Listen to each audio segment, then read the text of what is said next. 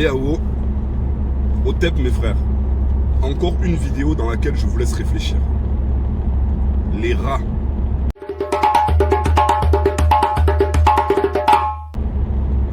Les rats sont des animaux stupéfiants. Les rats ont une capacité géniale, c'est que ce sont des animaux qui ont une puissance de survie incroyable. On dit souvent que s'il y avait une bombe nucléaire, les deux seules espèces qui survivraient, ce seraient les rats et les cafards. Mais ils ont une caractéristique aussi très particulière qui se rapproche de celle des humains. C'est-à-dire qu'on a fait des études scientifiques sur leur organisation sociale. Et on constate que leur organisation sociale est stéréotypée. C'est-à-dire qu'il y a toujours, quand on regroupe des rats, 3 groupes plus 1. Les groupes sont les leaders, le ou les leaders, les suiveurs, les victimes et les rebelles.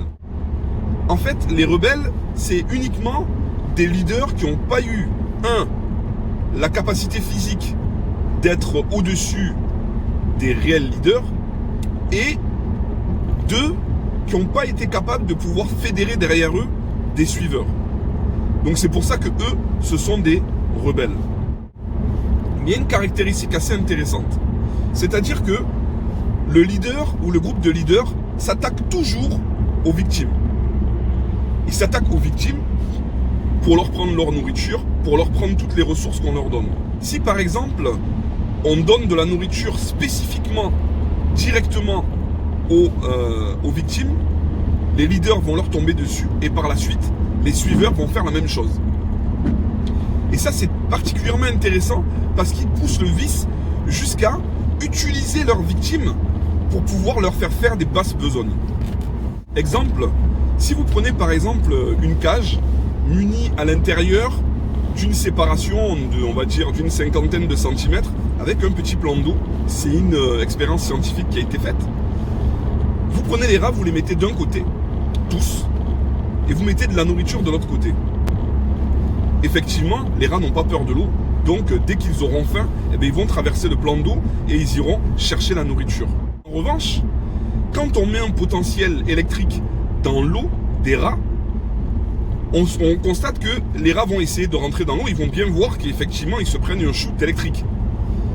Et justement, c'est là où rentre le leadership. Les leaders, qui eux fonctionnent toujours par la violence, vont attaquer les victimes pour les obliger à traverser le plan d'eau et aller chercher la nourriture.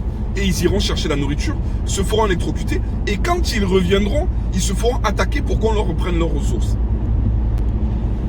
À chaque fois que les victimes ont des ressources, quelle que soit la ressource, automatiquement, les leaders les attaquent pour pouvoir récupérer les ressources, et les suiveurs les suivent pour pouvoir en bénéficier.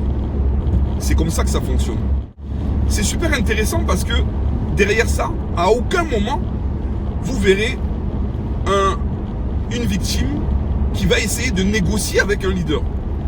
Négocier, quelle que soit la négociation. Ça veut dire qu'en fait, il n'y a pas de politique avec le leader. Le leader, lui, il utilise la violence pour pouvoir imposer ses choix et pouvoir exploiter l'ensemble des ressources, celles qui lui appartiennent et celles qui ne lui appartiennent pas. C'est la caractéristique significative du leader.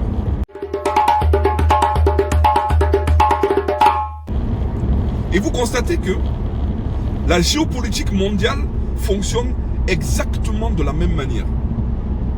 Constatez que il y a un groupe de leaders, l'Occident en particulier, la Chine sous une autre forme, et il y a des suiveurs.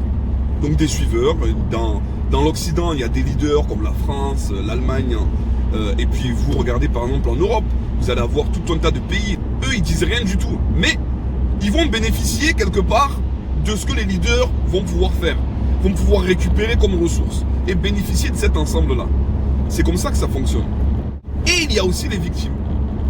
Et les victimes, vous constatez que ça va être l'Amérique du Sud, l'Afrique.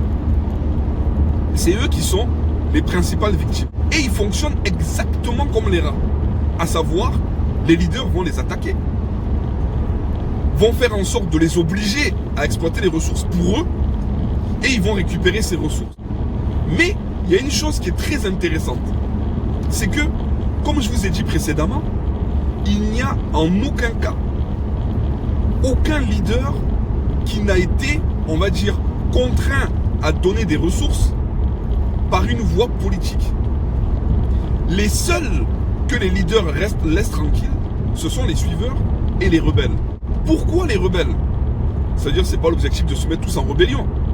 Le rebelle, la caractéristique qu'il a, c'est qu'à la base, il représente il représente une puissance qui pourrait mettre à mal le leader. Je dis bien qu'il pourrait.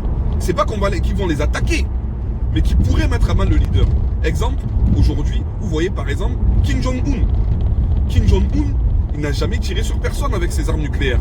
En revanche, Kim Jong-un représente une menace suffisante pour que les leaders le laissent tranquille. C'est comme ça que ça fonctionne. Donc, quand on voit nos dirigeants politiques africains qui pensent qu'avec la politique, ils vont pouvoir négocier quoi que ce soit avec les leaders, c'est impossible. Les rats nous le montrent. La seule possibilité, c'est simplement qu'ils représentent une force suffisante pour que le leader puisse commencer à discuter avec lui. Je vous laisse réfléchir.